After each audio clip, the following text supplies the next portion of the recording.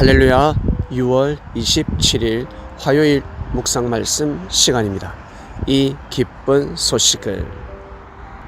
예루살렘에는 많은 기쁜 소식이 있었습니다. 아브라함의 하나님, 이삭의 하나님, 야곱의 하나님이 살아서 역사를 하고 계신다라는 것이었습니다.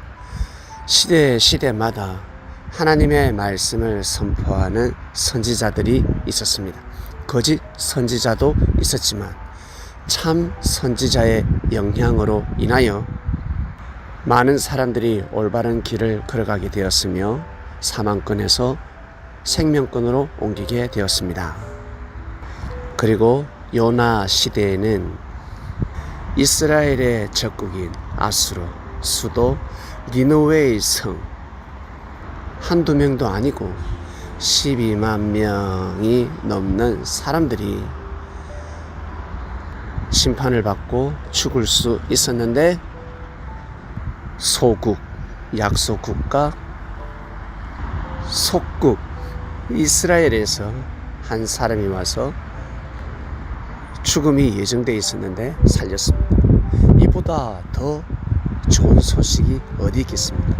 이보다 기쁜 소식이 어디 있겠습니까? 하나님을 섬기는 선지자들을 통해서 이스라엘은 존재해왔습니다. 그러다가 결국 누가 탄생합니까? 네, 예수 그리스도입니다. 구약의 선지자들은 이스라엘 민족만이 존중할 수 있는 인물이었습니다. 물론 역사를 좋아하는 사람들, 나는 이사야를 존중해, 예레미야를 존중해 할 수는 있을 것입니다. 그러나 예수님을 따라갈 수는 없습니다. 예수님은 그리스도이셨습니다. 하나님께서 그리 예정하셨습니다. 이를 부인하면서 살아가는 사람들이 많겠지만 우리는 이를 인정하면서 살아갑니다. 이 자체가 기쁜 소식입니다. 대부분의 사람들은 물질에 초점을 두고 중심을 두고 살아가고 있습니다. 집이 생기면 좋겠다. 돈벼락을 맞으면 좋겠다. 평생 써도 없어지지 않는 돈이 있으면 좋겠다라고 할 것입니다. 그런데 진짜 좋은 집이 생겼습니다. 10억, 20억, 한 30억짜리 집이라 하겠습니다. 여러분에게 그 집을 누가 선물로 줍니다. 얼마나 좋습니까? 맞죠? 근데 그 집에서 하룻밤을 지내고 나면 죽는다. 죽는 것이 예정되어 있다 라고 하면 그 집을 선물 받겠습니까?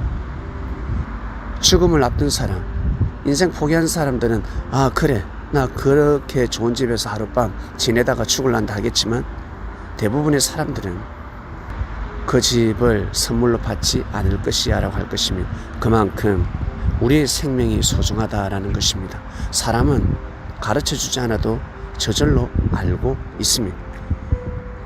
그만큼 생명이 귀하다는 것을 알고 있습니다. 그런데 물질이 이 세상을 포장하다 보니까 물질에 눈이 멀어서 삶을 살아가고 있는 것입니다. 이 눈먼 것을 예수님께서 눈을 뜨게 해주셨습니다. 귀가 먹었는데 귀도 뚫리고 눈이 멀었습니다. 근데 눈을 뜨게 해주셨습니다. 우리는 그 눈을 떴습니다. 물질 없으면 살 수가 없습니다. 돈이 제일 중요하다고 합니다. 맞는 것 같지만 틀렸습니다. 절대 죽지 않습니다. 절대 죽으라는 법은 없습니다. 만약 열심히 살았는데 물질 때문에 죽었다. 나 정말 최선을 다해서 살았는데 돈이 없어서 죽었다. 그러면 천사가 그 영혼을 거두어 줄 것입니다. 사랑하는 그리스도인 여러분, 우리는 제일 기쁜 소식을 들었습니다. 물질이 아니라 통장에 들어오는 돈 소리가 아니라 하나님의 말씀입니다. 내가 이 시간 기도하고 있다. 내가 이 시간 찬양을 한다. 내가 이 시간 말씀을 듣고 있다. 이것이 제일 기쁜 소식입니다. 진짜입니다. 지금은 가슴에 와닿지 않지만 나중에 마지막 날 그때에는 기쁨의 눈물을 흘리게 될 것입니다. 하나님 아버지 감사합니다. 이 기쁜 소식을 우리는 기쁜 소식이 무엇인지 알고 있습니다.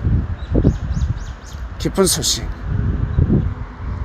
하나님의 말씀, 하나님 역사 속에 떨어지는 생명의 말씀, 생명을 사랑하는 마음, 하나님을 찬양하는 마음, 이보다 더 기쁜 소식이 어디 있겠습니까? 우리가 그 소식을 가지고 있습니다. 그 소식을 잃어버리지 않는 하루가 되길 원합니다. 예수님의 이름으로 기도드립니다. 아멘.